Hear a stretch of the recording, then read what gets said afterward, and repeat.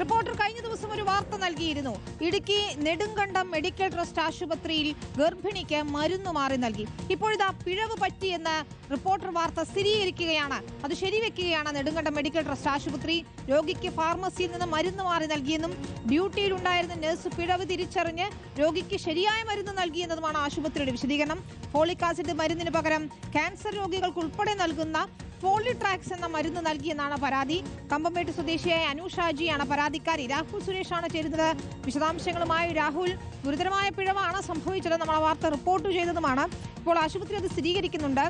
ഇവർക്ക് മറ്റാരോഗ്യ പ്രശ്നങ്ങളൊന്നും ഇല്ല എന്നറിയുന്നു. പക്ഷേ ഇത്ര ഗുരുതരമായ ഒരു പിഴവ് എങ്ങനെയാണ് സംഭവിച്ചത്? നടപടി എന്തെങ്കിലും കൈക്കൊണ്ടിട്ടുണ്ടോ ഇപ്പോൾ?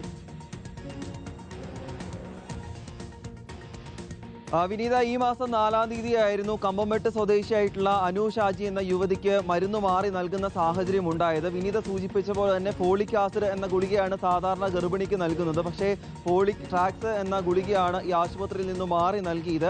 ആദ്യ സമയത്ത് നമ്മൾ ആശുപത്രി അധികൃതരുമായി സംസാരിച്ചപ്പോൾ മരുന്ന് മാറി നൽകിയിട്ടില്ല എന്നതായിരുന്നു അവരുടെ വിശദീകരണം. പക്ഷേ ഇന്നലെയാണ് ഇത് സംബന്ധിച്ചൊരു വിശദീകരണ കുറിപ്പ് ആശുപത്രിയുടെ ഭാഗത്തു നിന്നും പുറത്തിറക്കിയിരിക്കുന്നത്. അതിൽ റിപ്പോർട്ടർ വാർത്ത ശരിവെച്ചുകൊണ്ട് പിഴവ് സമ്മതിച്ചു എന്നാണ് വാർത്താക്കുറിപ്പിൽ പറയുന്നത്.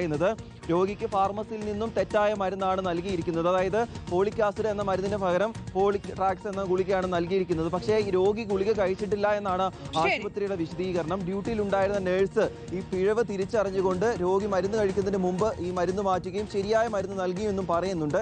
എന്തായാലും കുടുംബം നിയമപരമായി തന്നെ മുന്നോട്ട് പോകാനാണ് തീരുമാനിച്ചിരിക്കുന്നത്. വിനീത, ശരി. രാഹുൽ സുരേഷാണ് വിശദാംശങ്ങൾ നൽകിയത്. രാഹുലിന്റെ വാർത്ത ഏതായാലും ശരിവെക്കുകയാണ് നെടുങ്കണ്ടം മെഡിക്കൽ ട്രസ്റ്റ് ആശുപത്രി അധികൃതരും.